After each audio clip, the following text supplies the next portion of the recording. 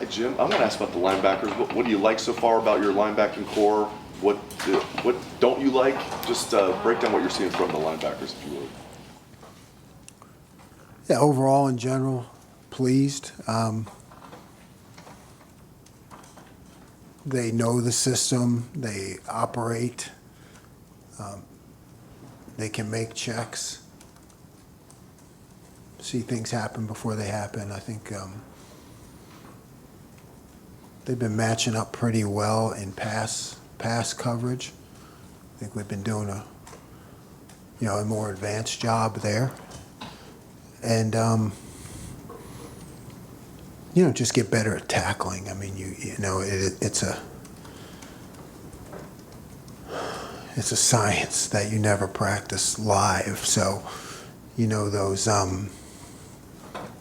even when you make the tackle, is it 3 or is it 5? Because that leads to the 3rd and 1s, 2s and 3s that make it difficult. So, I mean, I think it's just that tackling and how to continue to get more physical tackles, speed of the game tackles, while also still taking care of them at the same time during practice. You guys seem to have some good depth. Are you guys still trying to figure out who your top 2 backers are?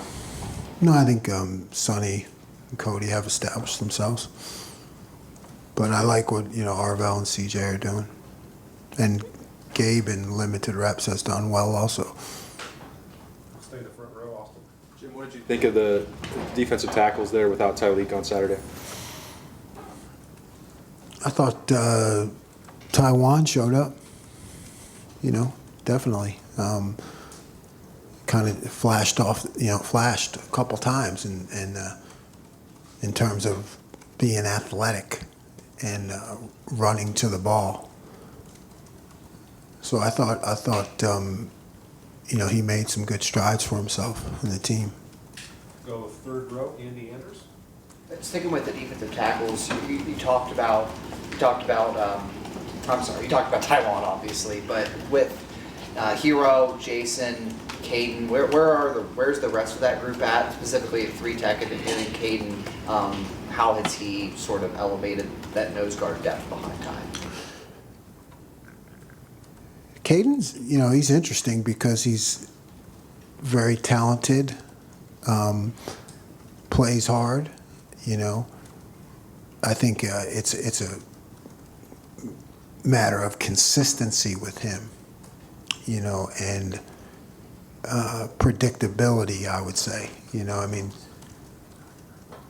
So if you flash outside your gap and you make a play, great. And the next time you flash outside your gap and don't make a play, then we have to be disciplined in our approach. But I think he's certainly shown the ability to mess things up in there. Go next door to Dan Hope, 11 Warriors. And just to follow up on Taiwan, if Tyleek wasn't able to go this week, would you see him as your starting free tech based on how he played? We haven't really discussed that yet because we're hopeful on Tyleek, but I think there's a chance. Do you think, just regardless that Taiwan has earned himself more consistent playing time based on that performance? Based on that performance, yes. It's only one performance, but he did a good job. Go right behind to Tony Kerneman. I don't believe there's a defensive player of the game announced. Correct. Why and what went into that decision? Well, we just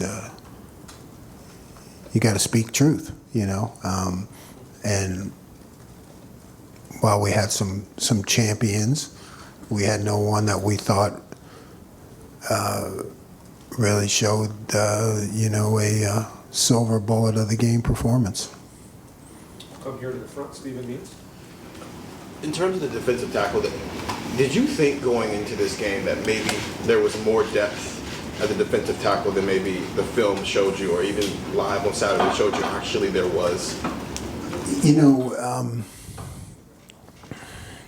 can think whatever I want, right? It doesn't matter until you actually show up in a game, in front of 100,000 and do it, So I think you just really don't know until a guy gets a significant amount of plays. I mean, you can get in here and spot performance here or there, or when the game is in control, but you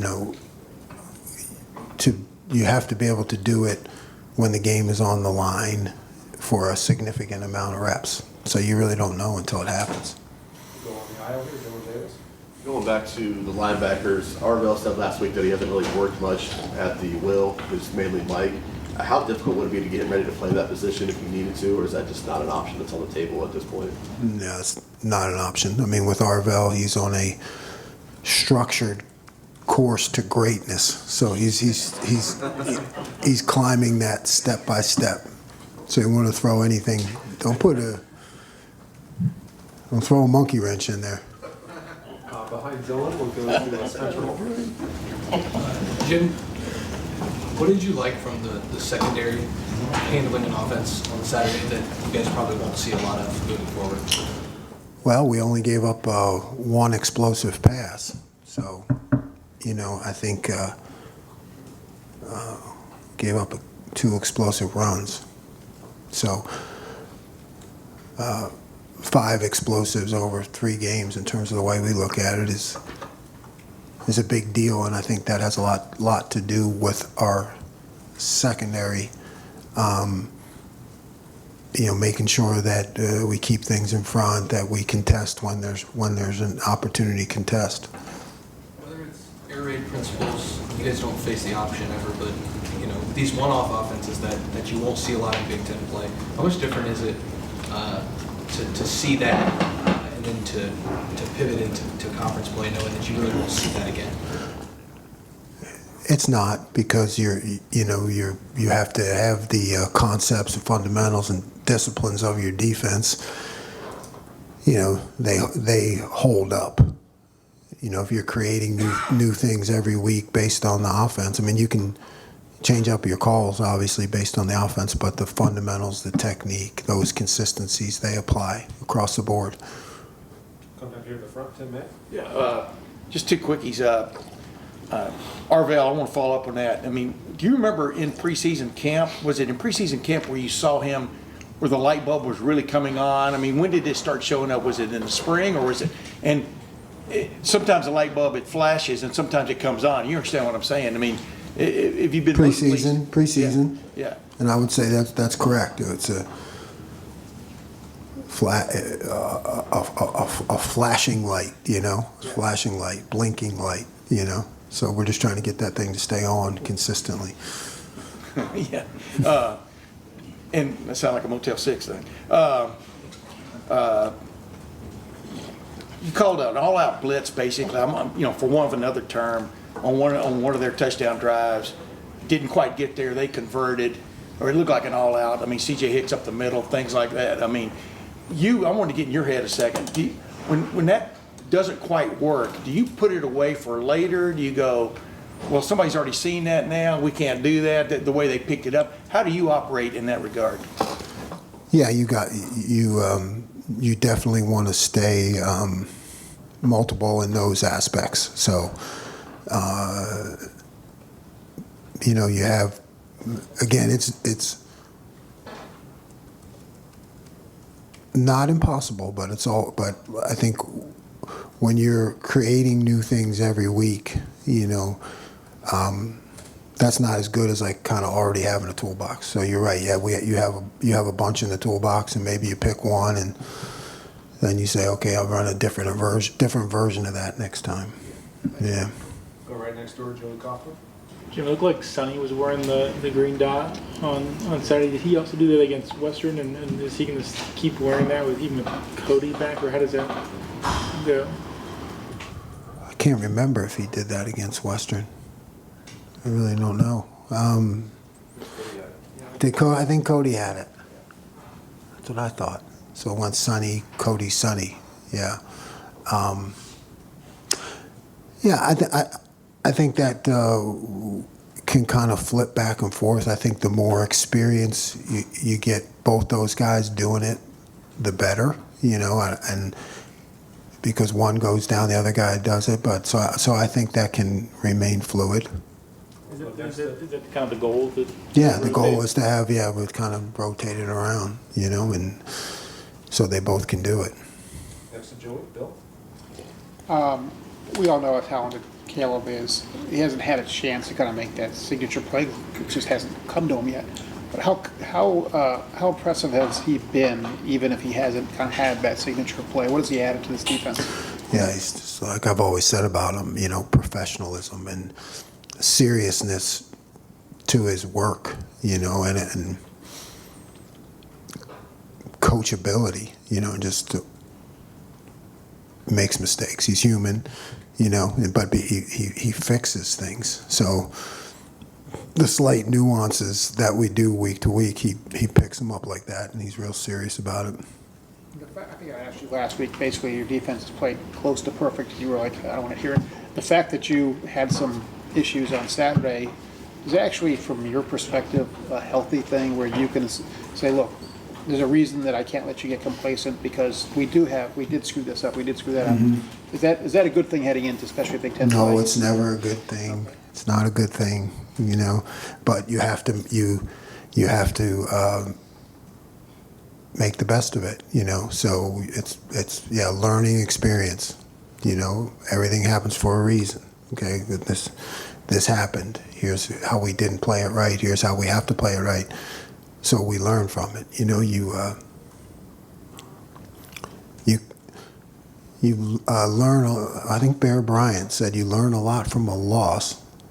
We're not allowed to lose around here, but you learn even more from a win where you don't play your absolute best. So it's probably where you're heading, but I don't ever think it's a good thing. It just just take what you have and make the best of it. Were you frustrated Saturday? Was I what? Frustrated Saturday? Yeah, a little bit. Yeah, I mean, our expectation has to be perfection and domination all the time. I thought we had a slow start.